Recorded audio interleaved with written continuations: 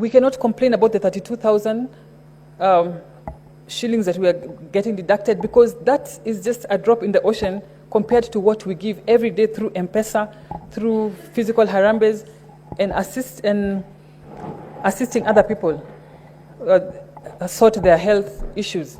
I don't know if Kenyans know that previously you could find somebody stabbed by the roadside and you could not dare take that person to hospital because you would have to cover their costs.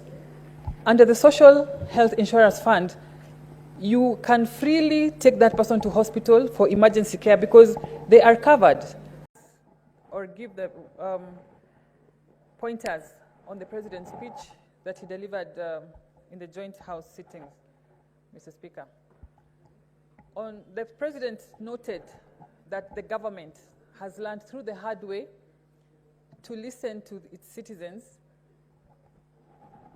on the issues they're raising from time to time, and that he acknowledged the mistake that we had done, for example, when we attempted to pass the Finance Bill 2024, we did not carry the whole country with us. We did not take time to communicate and to let them know the very good and very gainful steps that we were going to achieve and make through that bill, Mr. Speaker. And so the president noted that we need to, and that was the mood of his speech, that he wanted the whole country to know the steps that we are making. Mr. Speaker, the step that we are making in the health sector is revolutionary. And for the first time, I heard the president refer to it as Taifa Care. And I was seated next to Senator for Nakuru, Senator Tabitha Keroche, and I was telling her, if it was a selfish leader, they would have called this insurance Ruto Care, because the changes that are going to be effected by these laws that we passed in this very house are revolutionary, and they are going to be a game changer. They are actually a game changer when finally implemented. Mr. Speaker, we as politicians are called upon from time to time to help our people whenever they have a family member going through health issues, and it was very expensive to treat our people in the past. I remember when we were campaigning, when we were going to the people, giving them the promises of what we were going to do. The president, time and again, made reference to this social health insurance fund and how it was going to work, that it was pegged on what you're earning. Today, we are charged 2.75% of your gross income. Personally, I was charged in October. I paid 32,000, up from the 700 that I was paying before. I'm sure those who earn less, the bottom deduction is 300 shillings, down from 500 shillings, Mr. Speaker. And that means that when all Kenyans are covered comprehensively, we will have less harambes to attend to. We cannot complain about the 32,000 shillings that we are getting deducted, because that is just a drop in the ocean compared to what we give every day through Mpesa, through physical harambes, and assisting other people sort their health issues. I don't know if Kenyans know that previously you could find somebody stabbed by the roadside and you could not dare take that person to hospital because you would have to cover their costs.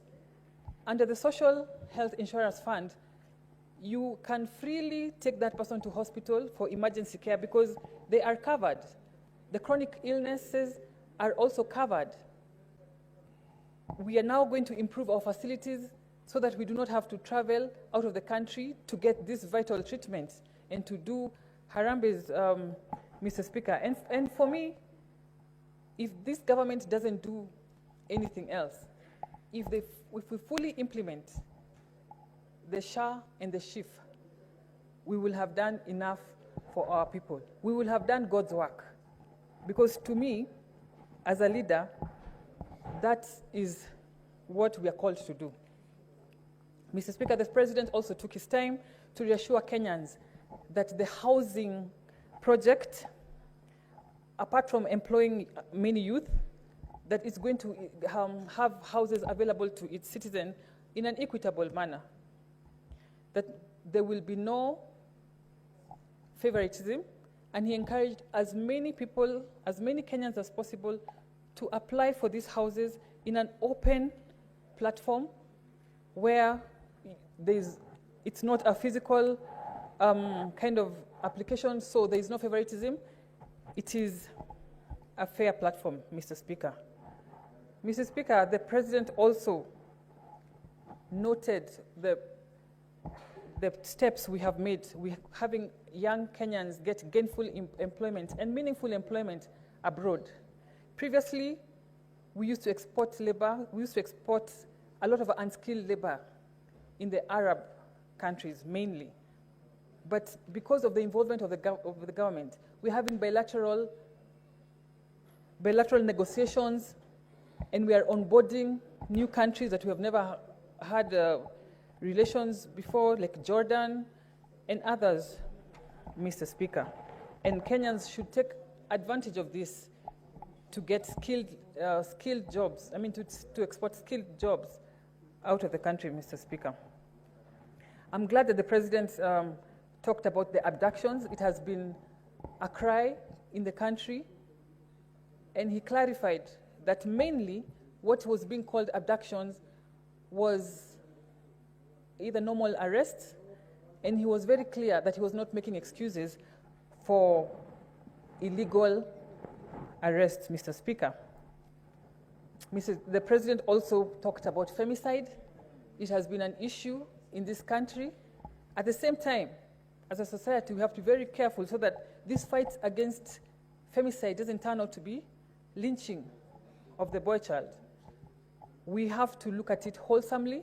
We have to protect our boy child, because I don't think we are raising murderers, but it's a complex issue that needs to be looked at wholesomely, Mr. Speaker.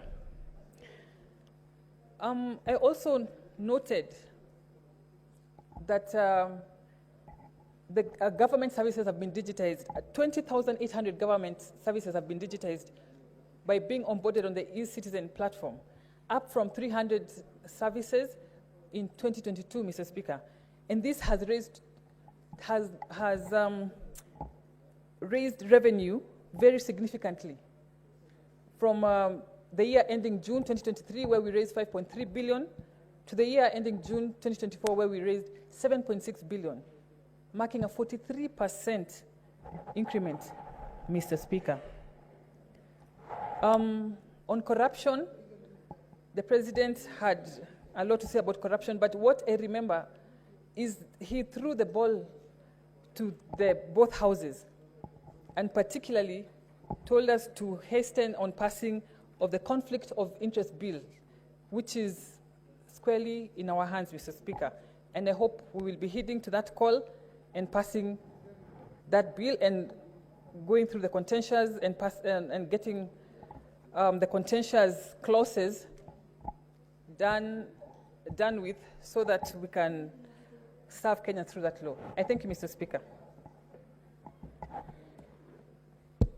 Senator Sifuna. Thank you, Honorable Speaker.